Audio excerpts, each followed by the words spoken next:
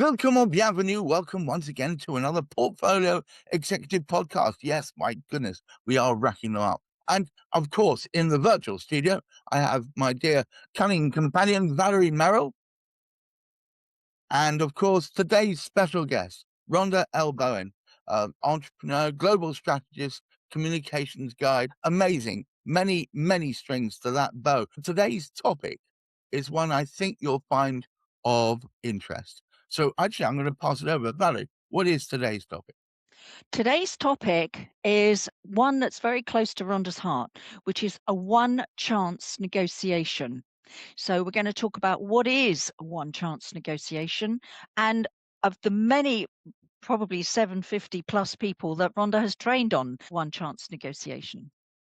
Wow. So this not being your first rodeo, Rhonda, let's get into it. I'm just going to switch the screener out and we can get talking as we do. Right. So let's get that in place. Okay, so one chance negotiation. I suppose the most important question is what the hell is a one chance negotiation, Rhonda? Well, it's my term for something that I've had the privilege of doing, as Valerie mentioned already, with over 750 scientists worldwide. And it's the idea of when you put people who are into research and development and scientific development of chemicals, and you ask them to go and talk to a government official in a country anywhere in the world who is going to decide if their new product is being approved for sale in Mm, that country or in that region, if it's something like the European Union, then those people have to learn to negotiate in a way that's very, very different from probably what most of us think about negotiation, like buying a new house or buying a new car. And, if you go to a car dealership and the guy there isn't your type or he doesn't have exactly the right color car you want, you go out, you go down the street, there's another car dealer you can go in and you can negotiate and get the car you want. That's not the case when you negotiate with a government. There is one government, there is one panel you have to talk to, mm, and in the end, if they decide yes, you get to sell your product and make millions in that country, and if they decide no, you make nothing. So you Wow. have one chance to get it right, and if you don't, that's a huge blow to you personally, probably, but also to your company and to options for the company to make income in the millions that then no longer is happening. So you get one go. That's it. It's a one chance shootout and you're done. Yes, because there's only one government in that country you can talk to. You can't go down the street and say, "Oh, well, there's another capital somewhere and there's another board of people who I could speak to." Is this board that decides your fate as the company and whether your product gets sold or not? Oh, is that something that you ever come across in your line of work? No, because it's very different from the commercial system and scenarios. I mean, when we were talking about this earlier, we talked about the fact that actually you're not necessarily in the room with anybody. You're not meeting people in that sense. So, how then, Rhonda, do you prepare people for negotiations where, you're not in the room? It's just so different.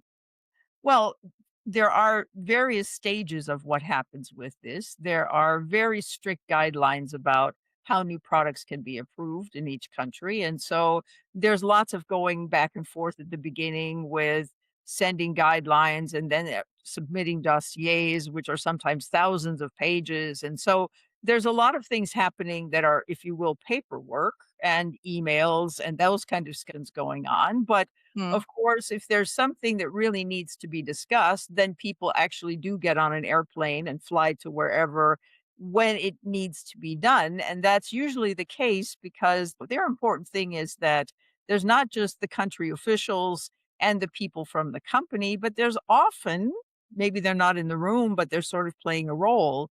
Is there an election coming up? Is okay. Greenpeace on your back? Are the Right. farmers in the country who would benefit from these products, are they really angry because you're not doing this fast enough as the government? There are lots and lots of parameters that are happening, but none of them are what you would normally think of with sales. There are no prices, there's no delivery times, there's no discounts. There's none of those things that we all normally think of when we think of negotiation. But as I said, the outcomes are much more terrible if people in the end don't get the chance to have their products sold in the country. And therefore, it isn't just trying to figure out, well, if I give them an extra 10%, then they'll say yes. Mm. Right. Work in this kind of a negotiation. It's not usually money that's really the No, thing here, is it? no, It's not at what all. really is at risk. Well, what's at risk is whether the government says the new product that that the company is saying, this is what we should be selling in your country, if they Mm. think it's safe, if they think it is beneficial, if they think someone like Greenpeace will say, no, no, no, if that gets into the groundwater, then Right, we're going to right. have trouble. All these kinds of very much environmental things, because this is a chemical, obviously, which has something to do with it. But this could be anybody talking to a government. If you want to build a new house, and there are zoning ordinances and you want to do something that's not in the zoning ordinance, it's the same kind of problem. What do you actually say to that person to get them to the point where they can say, yes, that would be something that we can agree to or not? Right. But what is the real currency in this? The real currency is, do you get your product on the market? Yes or no? Oh, wow. And what we've got here, I think, Gareth, is Rhonda saying that really we're bridging the technical expertise and scientific knowledge with or aiming with her scenarios and the way that she maps and trains people to deliver executive level influence. Is Yes. that correct? So, yeah, what is one chance negotiation? So Yeah. how do you give that mind shift or develop that mindset shift in scientists or in anybody really, because it is a product? hmm Well, for 17 years, I was active in this company, and we always had groups of 12 people coming to the training. There were three of us actually training in the room as well, not just myself. Hmm. And the important thing was that we did everything from a very practical, hands on experimental system. So there was no training up front. There was, here's a case study. You're in three teams of four. Each team prepares. We sit down, we try the negotiation, we debrief, we watch a video, we give feedback. And at the end of the day, then I gave people the theory that would help them do better for the next day. So it was actually sitting down and doing it. Many of the people in these courses had been in the company for years, and this was for Right. them owning what they were doing. There were also sometimes people in the company who'd only been in the company for 6 months and had never done this at all. We had great mixes of people, and that was important because when you go to the authority, you also don't know who's been there for 20 years and who has just come in. So you have to have a Right. wide range of people. Right. So Yeah. I tell you what, look, this leads me to ask you a question. Yes. Can you give me an example of sort of a one chance moment that you faced with a government body and give me a sort of an idea of what was really at risk? Okay. Let me give you one first of all that is the thing that would throw people off most. I was working with these people, and one of them mentioned a time when they went in to have this discussion about a product that is taking care of crops in a field. All right. So it was Hmm. a fertilizer. They walked in the room. This company is a name you would know. This company makes not only products for plants, this company also makes products for people. There had been some kind of a scandal in the news about a human medicine product that was seeming to be difficult and maybe could kill people. And you know what happens with the media. And the team walked into the room to talk to this person, and the person looked at him and said, my brother in law takes that product from your company. Is he going to die? Wow, that's a great negotiation starting point. And of course, this team had nothing to do with the human medicine Yeah, of product, course not. but they all work for the same company. Right.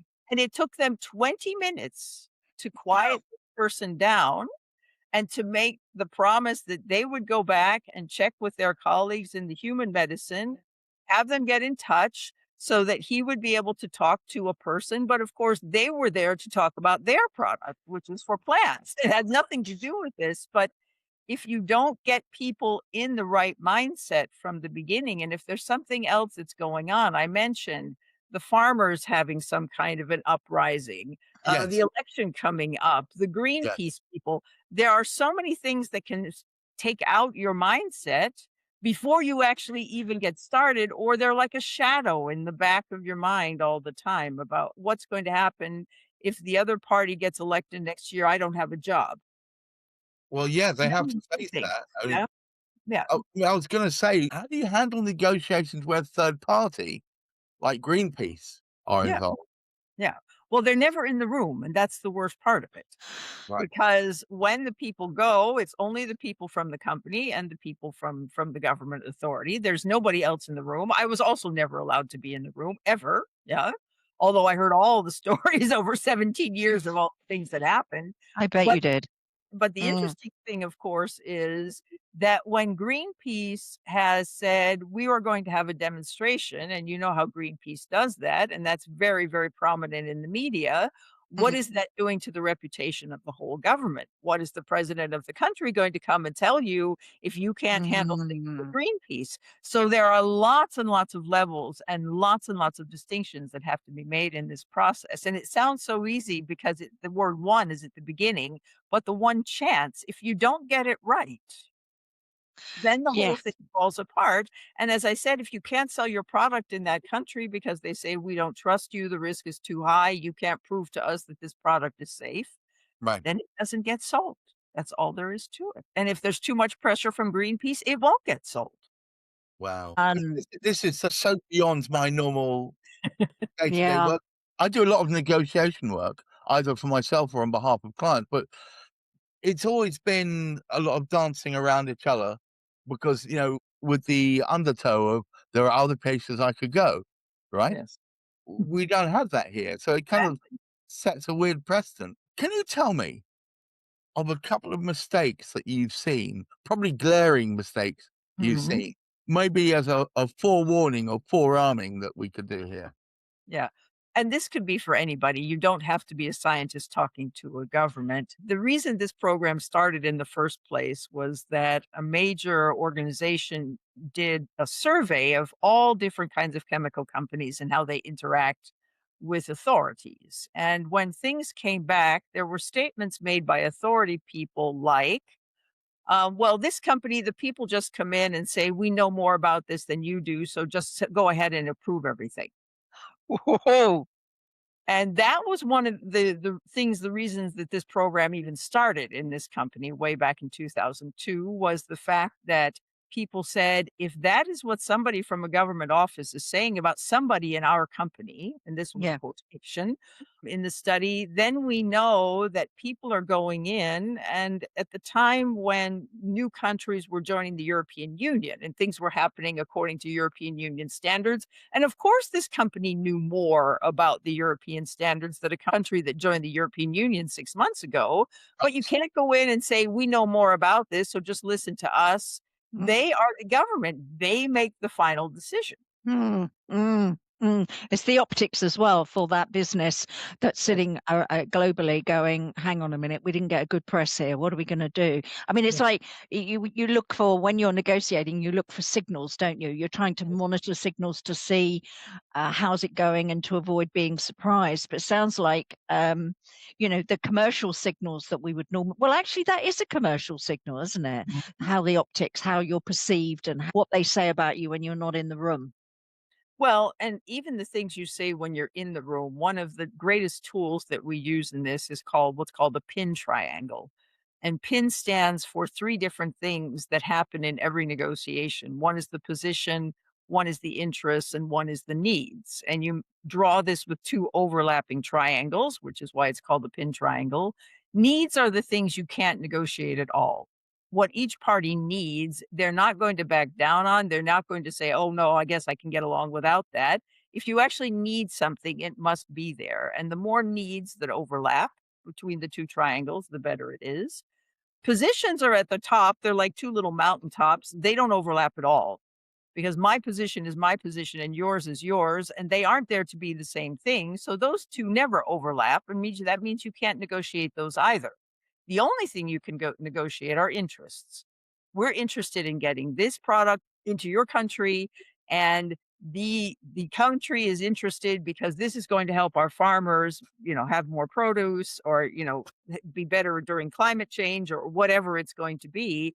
And if Mhm. you don't find enough overlapping interests, then you're going to have real trouble, because you don't have a way otherwise, because it isn't, oh, we give you a $5 discount, or we deliver it 10 days earlier than the other one. There is none of that. And if neither side is willing to identify what their own interests are, and then put out the questions to make sure they're finding the shared interests, then it's going to be difficult to negotiate. And that's something that everyone listening today, and who has to ever negotiate anything, if you think about that, your position, you don't negotiate, the needs, you can't negotiate. All you can do is look for shared interests. And once you find those, then make sure that both sides get as many of their interests met as possible. That's how you'll have a good negotiation. Wow, it's like dating. Yeah. All right, e except perhaps with less explosive outcomes. Anyway, moving on.